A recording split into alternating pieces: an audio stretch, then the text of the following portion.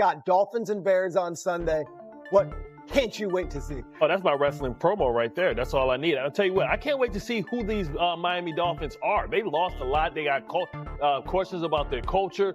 Tyreek Hill, Waddle, Tua, he's been healthy, but it still hasn't benefited. Listen, this was supposed to be boy genius. This was the first, the new Sean McVay when you talk about McDaniels. It hasn't worked out. I want to see, and I can't wait to see if they have a backbone. Lewis, if we see Caleb, what do you want to see from him in the preseason? Yeah, it's just going to be about timing and rhythm and accuracy. That's really what, what Ben Johnson is really trying to emphasize, it sounds like to him, is just playing within the structure of the offense, knowing where to go with the football, playing on time. Every play doesn't have to be a dramatic play. Again, it's the same thing for every young quarterback, right? That's what every coach wants him to do. Not create any negative plays of his own doing. Play within the context of the offense. Sometimes you're going to go off script because that's the way football is. But just learn the basics of this offense, and I think he's working hard to do that. I'm hoping he can display some of that. Mike Tim, Tyreek Hill's always been this electric player. You put up with a lot, but a lot of different sound coming out of Dolphins camp. He had a comment about how they ran practice, and McDaniel then responded to that. Tua came out. Tyreek Hill, should the Dolphins look to trade him? No, you're trying to acquire explosive players like Tyreek Hill. Look, we know about their injuries in the secondary. They're going to have to outscore teams much the way we've talked about others. So to me, like when Tua is out there with Tyreek Hill and Jalen Waddle, they're as explosive as anybody. I'm doing the opposite, Peter. I am featuring him because they're going to have to score a lot of points, and they can with a healthy offensive group. Well, you've been following this whole offseason. It was weird. He said, we shouldn't be giving the ball to Devon Achane. We should be giving it to Jalen Wright.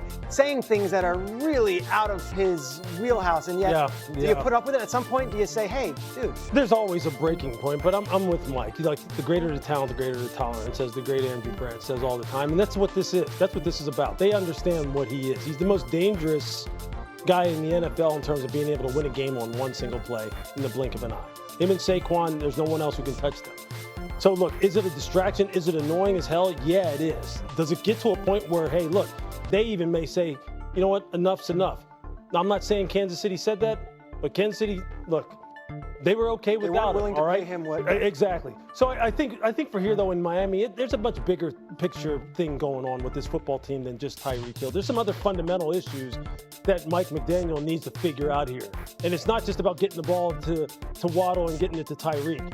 It's about doing what he kind of came up in the league being a specialist in, which is carving people up running the football, which this team can do when they commit to it. But no, they get kind of enamored with these perimeter players and want to throw the football all over the place. And the defensive coaches who I've talked to say, hey, look, we're locked in on what they want to do throwing the ball. And if that's what they want to do, things are going to be tough for Miami. So they're going to have to change it. There's a bigger picture problem going on here. No Armstead. They lost a lot of talent. The window could be closed in Miami. There's no question. And a lot of premium players coming off of injury. 2 years ago, they put up 70 points on Vance Joseph's defense. And 70 points. I feel like that's been 20 years ago. Do you fear the Dolphins if you're a team like the Buffalo Bills in the AFC East? I don't, because I think they're going to self-implode, right? They have a culture problem. When you start hearing things from us or guys that have exited there saying, hey, guys are getting away with too many things. There's no structure, no discipline. When there's no discipline, I don't care how talented you are, then it's going to the wheels are going to fall off. You need who's the leaders? Who's the leaders there? Yeah, that's all fair, but the two things they can do is score points. They can rush the passer with Bradley Chubb, Chop Robinson. But see, that's the thing, though, Mike, right? Phillips coming so back? when you're talking about Chubb and you're talking about Chop, I mean, these guys have to, and Jalen Phillips, these guys have to all stay on the field. Chop has to develop into that guy.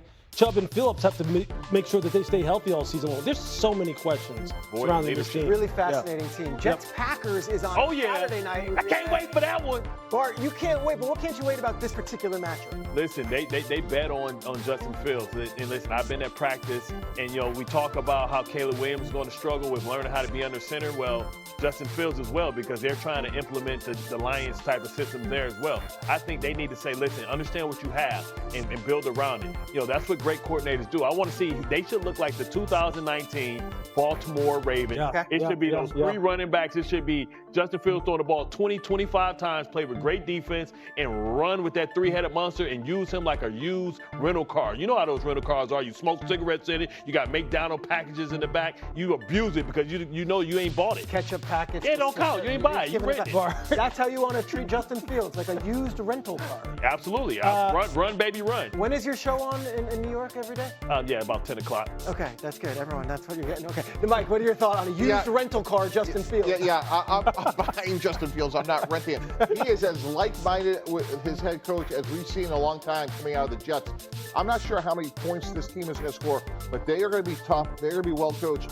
And I'm just really intrigued by Justin Fields. He's reunited with Garrett Wilson, where they had massive production at Ohio State. And I think the way they're going to play offense is they're not going to turn the ball over. They're not going to have a lot of, like what we've talked about, self-inflicted wounds. So I think Justin Fields has a chance to stick around. 800 yards. They need about 800, 900 yards. Like I've said it all offseason, and Mike, you know as well as anyone with this football team. But Tanner Engstrand, the offensive coordinator, that is the guy who has the bright lights on him. Because really, the philosophy of this offense is pretty simple. It should be pretty, so evident to him. Run the make ball. your head spin. Look at all the investments they made on the offensive line. Yep. Look at the backs and look at your quarterback.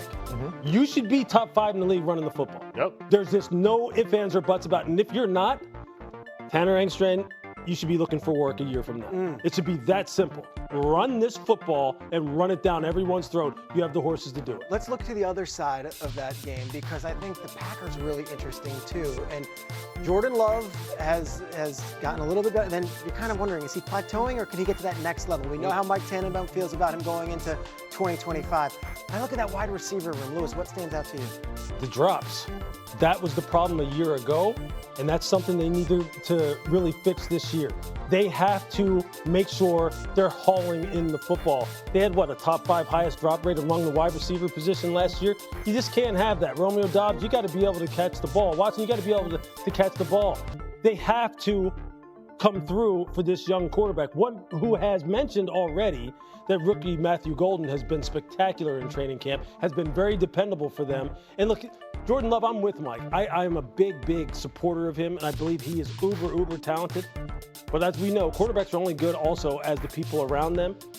And if he can get the wide receiver group, which is young and green, to come along and really develop, this team is dangerous. And they're deep at that position. This team is They dangerous. have a lot of young guys, and they're like a basketball team, different sizes, different positions. So I am not out on that Packers wide receivers room, even though they don't have that bona fide number 1. Bart, one more game for you. Commanders versus Patriots. They're doing some inter-squad practicing today.